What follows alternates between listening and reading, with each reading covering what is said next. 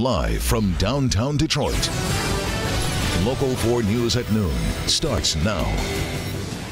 A soupy look to the skyline and Comerica Park. More wet weather is on the way. Plus, deadly decision. 2 people are killed after police say that a driver went around railroad arms and collided with a train. Ellen, we love you. We thank you for remembering us in the inner city of Detroit. Plus, he was all smiles on Ellen, now likely not so much. This former DPS principal is going from the national spotlight to prison. But we do want to start this afternoon with breaking news that we're following out of Dearborn. That's where a man suspected in a number of home invasions and sexual assaults has been arrested. Dearborn police are telling us that he was arrested within a mile of where some of those home invasions happened.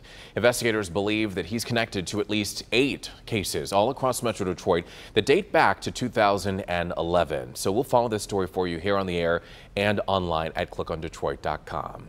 Meanwhile, the other big story that we're following is the highest profile principal in the DPS bribery scandal who learned his fate this morning in federal court. Former Spain Elementary principal Ronald Alexander will now spend a year behind bars despite his emotional plea for probation.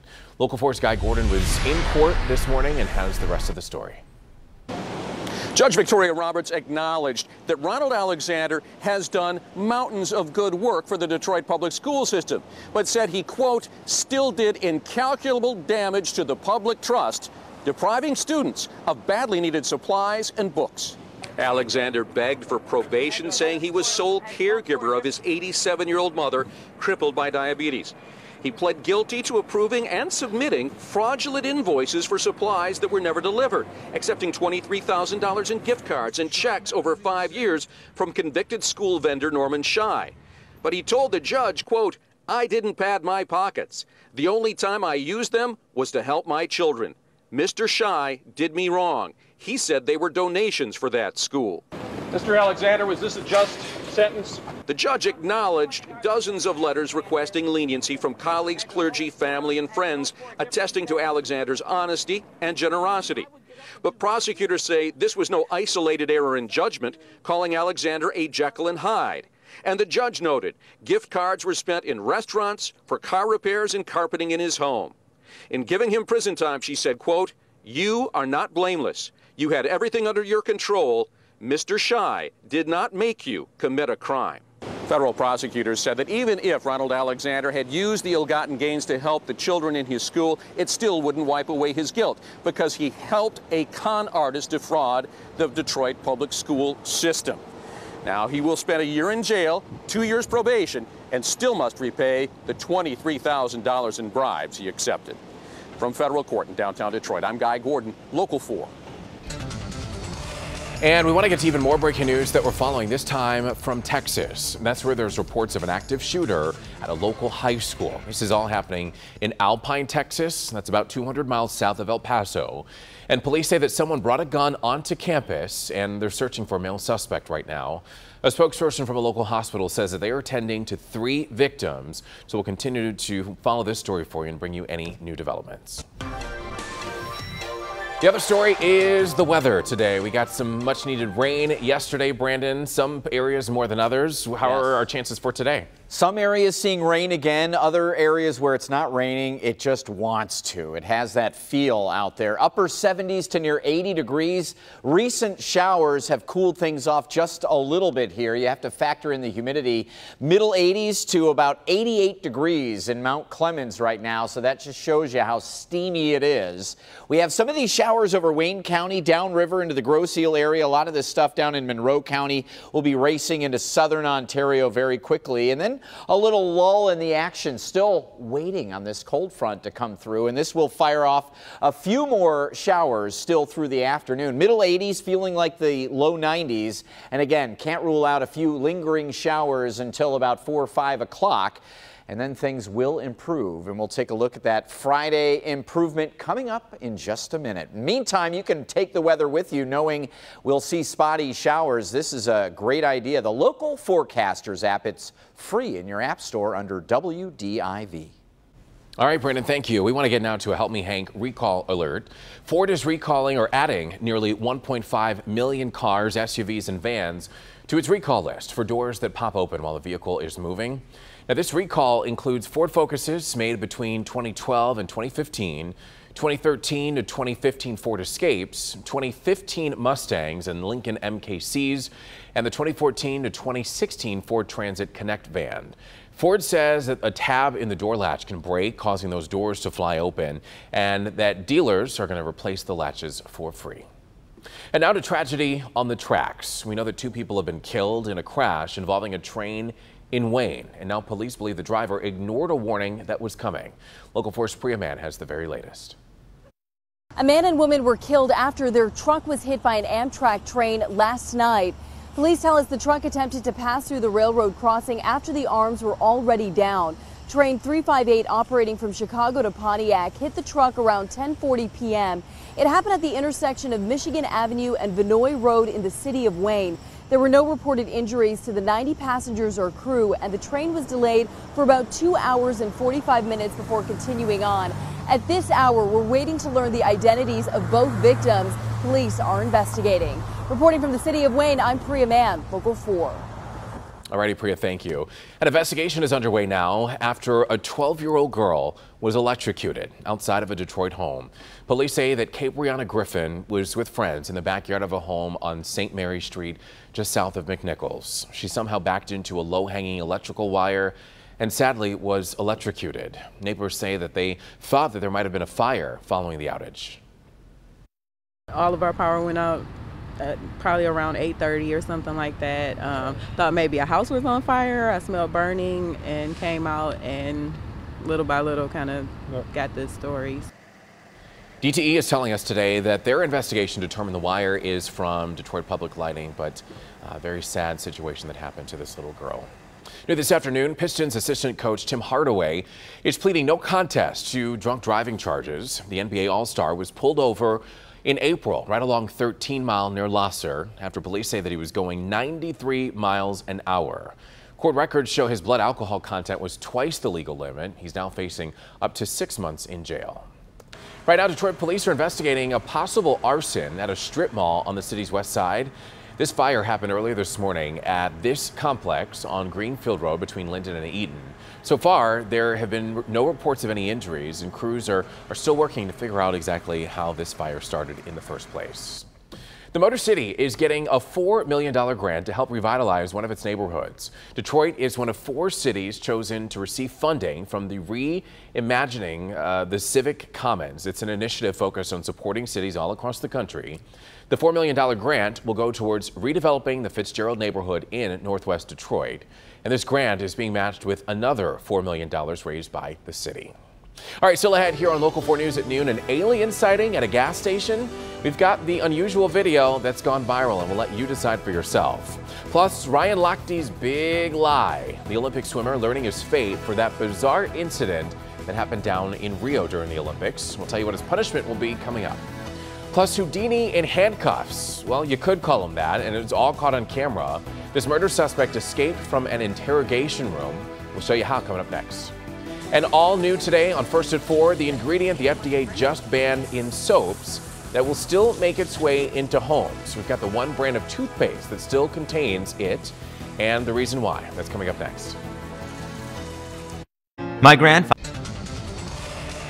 Welcome back, everyone. Right now, we want to update you on the breaking news that we're following out of Texas. That's where we're told a gunman in an active shooter situation has died from a self-inflicted gunshot wound. Alpine High School was evacuated after reports of shots fired there. Again, this is in an area near El Paso, Texas. We're learning that the shooter was a female student. Of course, details continuing to come in here on the air here on Local 4. We'll also keep our website updated. Click on Detroit.com. In Las Vegas now, this murder suspect is back in custody after escaping his interrogation room. Take a look at how he did it. This all happened last Friday when Alonzo Perez broke free from his handcuffs before making his escape by climbing through the drop ceiling. Now, the police chief says that nobody was watching the feed when Perez escaped, but even though he climbed through that ceiling, he didn't get too far. He was arrested just a little while later. Now he is expected to face charges for murder, use of a firearm, and now escaping. The U.S. Olympic Committee and USA Swimming came down hard on Ryan Lochte today, suspending him for 10 months for his role in a drunken encounter with police in Rio. Now, along with the 10-month suspension, Lochte is going to be forced to forfeit $100,000 in bonus money that went with his gold medal and perform 20 hours of community service. The other 3 swimmers who were involved in that incident each received 4 months suspensions for their role in the whole situation.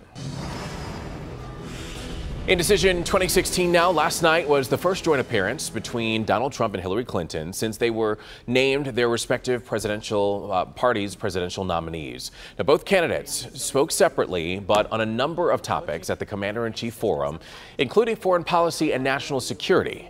While Clinton had to answer questions regarding her email controversy and the Iran deal, Trump was asked difficult questions as well about immigration and the VA. But among all the topics, Clinton was sure to drive home her point about U.S. troops in Iraq. We are not putting ground troops into Iraq ever again, and we're not putting ground troops into Syria. Air power, we've got to do it. The powerful statement from Clinton was in response to a question regarding fighting ISIS. Clinton vowed to continue fighting the terrorist group, but said she would not send more troops overseas to do so.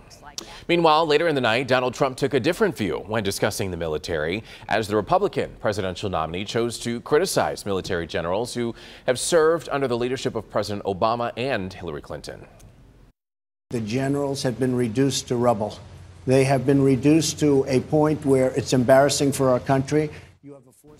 Now, Trump went on to say that he was totally against the war in Iraq and that immigrants who are not citizens should be allowed to serve in the military if they wish to do so. The 2 candidates are going to continue to battle it out all along the campaign trail leading up to their first head-to-head debate that's scheduled for September 26th. All right, still ahead here at noon, wasting time behind the wheel. Wait until you hear just how much the average person spends driving every single year. That's coming up next. Brandon? Still very muggy out there. Temperatures, though, are down a little bit thanks to the cloud cover and recent rain. We've got 77 in Howell, while Troy is at 83, feeling more like 90 degrees.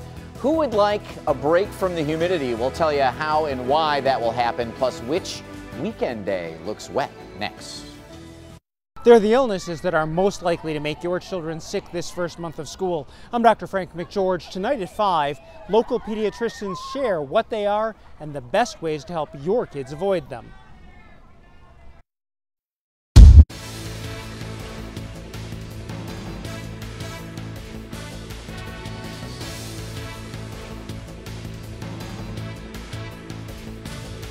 Which you are.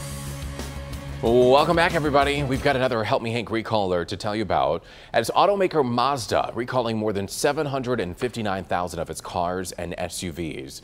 The recall impacts drivers in the U.S. and Canada and covers certain 2010 through 2013 Mazda compact cars and 2012 through 2015 Mazda 5 vans.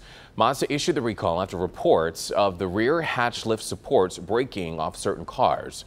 Although no injuries have been reported, dealers are going to replace both lift supports for free. And speaking of driving, how much time are you wasting behind the wheel? There's a new survey that says the average person spends 290 hours a year driving. That's equivalent to more than 17,000 minutes. AAA saying that men reported doing most of their driving in pickup trucks, while women drive the most in SUVs and cars. The survey also found drivers in the Midwest and Southeast drive more than those in the Northeast, and Americans drive more during the fall than in the winter. The survey also found that sounded a lot like a country song. About who drives? Who drives in my pickup truck? This guy.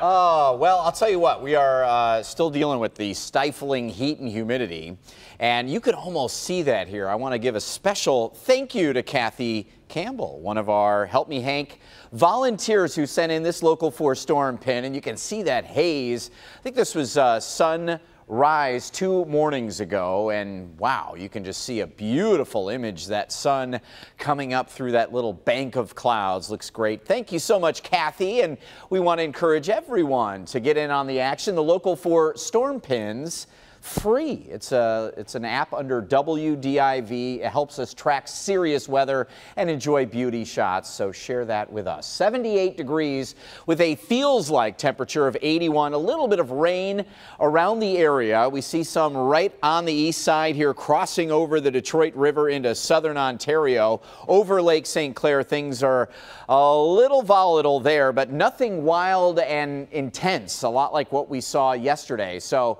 we are seeing calmer conditions and slightly cooler temperatures today thanks to the cloud cover and these spotty rain showers. This 85 feeling more like 92, 93 through the afternoon, and a few more spotty afternoon showers still out there. Cooling and less humid overnight, although I think we wake up to some patchy fog tomorrow. Overnight low down to about 65 degrees. The game changer is this cold front coming across the Mississippi River as we speak. It is taking its time, and you see some of these showers that mainly are south. Anybody driving to Indy, Chicago, over toward Columbus today will run into a little bit more wet weather, but some of that will lift into our neck of the woods. You see here on the computer model through the afternoon, spotty showers. This is it, and nothing severe is expected in the forecast, although we bubble up these temperatures and the humidity and we get one or two of these to fire off. So make sure not only you have the Storm Pins app, but the local forecasters app has that radar in the palm of your hand wherever you go, and it could be needed. The umbrella packed into the car or into your backpack for sure today. Tomorrow, though, we get some sunshine, less humidity after the cold front pulls through.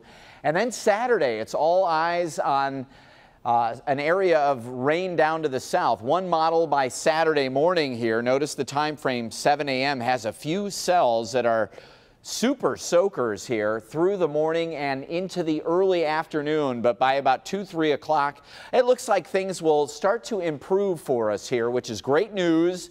Hoping for a non-washout of a Saturday, and the models are now pointing toward less and less water here for us, but this is remnants of what was Hurricane Newton, and it spins some showers up here for the first half of Saturday. Tomorrow is dry. Saturday, the wetter of the 2 weekend days, and again, hopefully improving conditions through Saturday afternoon. Look at Sunday. Sunshine, 73. Monday looks great as well, with another chance for showers again on Tuesday next week. Evrod? Alrighty, Brendan, thank you. We have been warned. Can he live up to the hype? There's a new so-called most interesting man in the world, and we're going to introduce you to him next. Keep it here. It's time.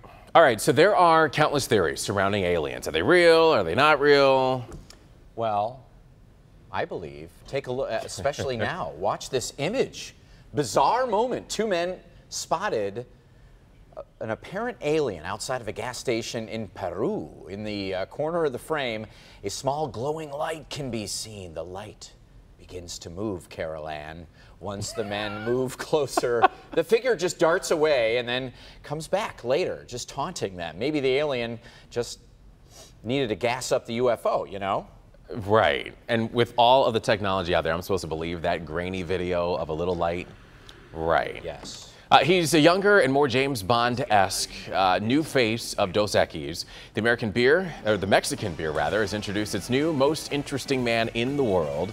French actor Augustin Legrand was picked up for the role, and he's 30 years younger than the original Dos Equis spokesperson. Wow. But the new ads are going to feature more action and adventure situations than the original campaign. So there you go. A lot of people saying he looks a little Michael Phelps-ish, maybe like his older brother or father or something like that. Karate chopped a coconut open. Yeah. Do you know what Dos Equis means in English? Yes. What? 2 X's. Wow, he's good. Look at him. He paid attention in Spanish class. Have a great day, everybody.